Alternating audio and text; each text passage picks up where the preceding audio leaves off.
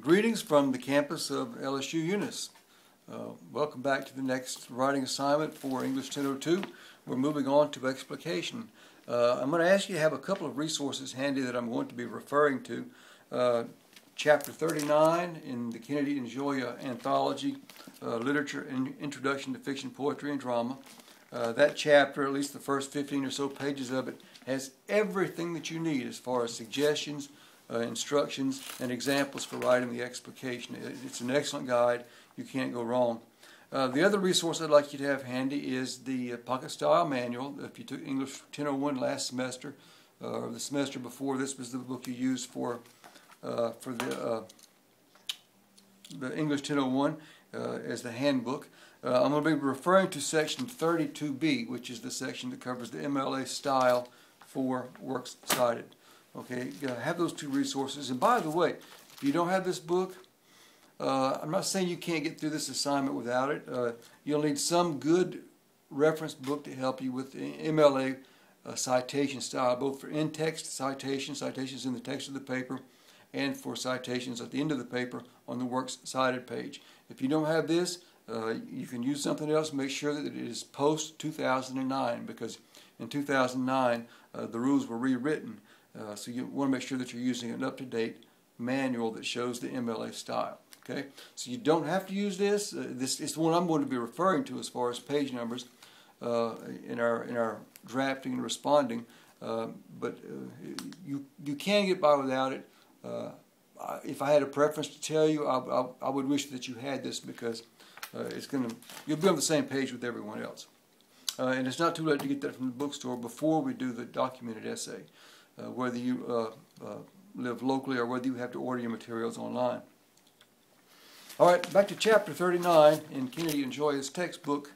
The section says writing about a poem. It might be reversed in the camera, I'm not sure. The first section talks about the process of explication. If you look there in Module 5 for the instructions for the explication, you noticed already the list of poems that you have to choose from.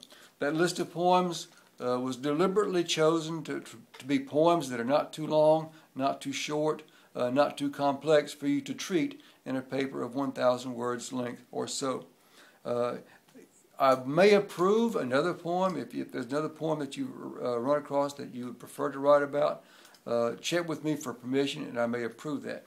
I've done that in the past. Anyway, what I like about chapter 39, as I indicated a few moments ago, this gives you everything you need. This can be your guidebook. This can be your set of instructions. It explains everything from reading and understanding the poem, including an examination of the model poem that the sample essay is going to develop, Robert Frost's design. It covers generating ideas in pre-writing, things that you can write about in the paper. It covers the process of drafting and revising, all the way from the beginning to the end of the assignment. And you can't go wrong if you follow this set of instructions. In fact, in future versions of the course, I'm going to abandon the instructions that I wrote in my courses and just refer students to these first 15 pages of this book. On page 1403 in that chapter, you'll notice a poem there, Robert Frost's design. This represents the student's work copy of the poem. The student circled words and wrote annotations in the margins. This was part of the pre-writing process, and that's a good suggestion for you. Print out the poem that you're going to explicate, or you can write in on the pages of the textbook if you want, and write these same kinds of notes as a way of getting started. What I really want you to see is the end product, not because we want to skip everything from pre-writing to drafting and revising to polishing and perfecting, but I want to make just a few comments about the final form of the paper, and that's shown in an example that begins on page 1412 at the end of that section of chapter 39. This is an essay by a student writer named Ted Jasper, who writes An Unfolding of Robert Frost's Design. I'm looking on page 1412. An unfolding of Robert Frost's design. This model paper is very useful because it provides an example of the manuscript form, the MLA, the Modern Language Association format for writing the last two papers we're going to do this semester, the explication followed by the documented essay.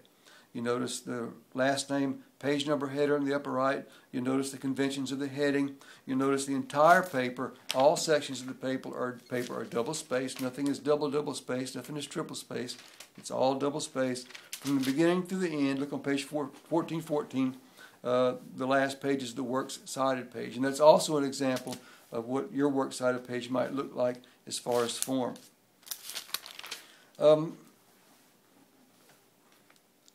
This paper, the Jasper paper, as the other two student examples that are written by students in my classes, that you've seen their papers there in my courses, they all used at least one secondary source, I think. A primary source, by the way, is the poem that you're writing about. A secondary source is an article by someone who wrote about either the poet or the poem.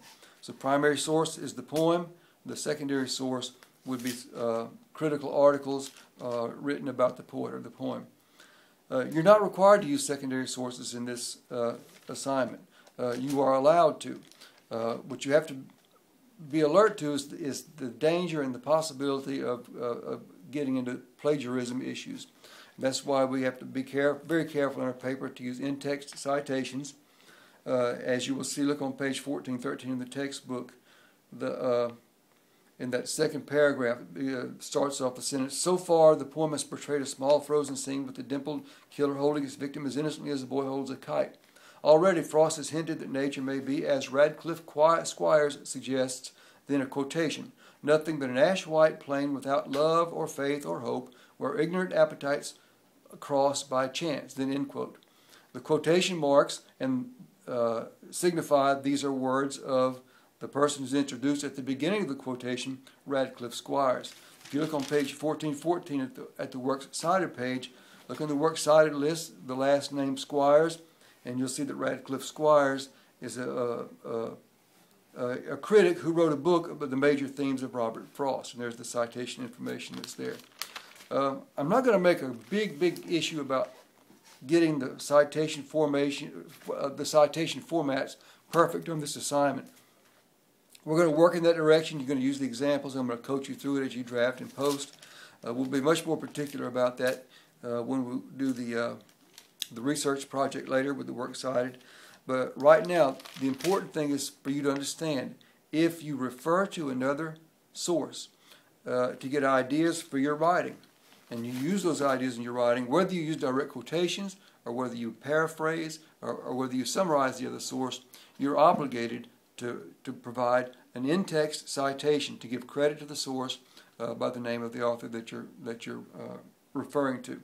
All of the sample papers give good examples and models of that, so pay very careful attention to the strategies that those writers use.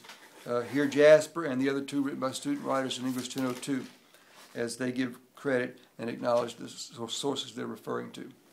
Okay, now if you need help with the works cited formats, you're not sure how to cite a book or an article or whatever it is, that's where the Pocket Style Manual, beginning in section 32B, the current edition, that's page 127.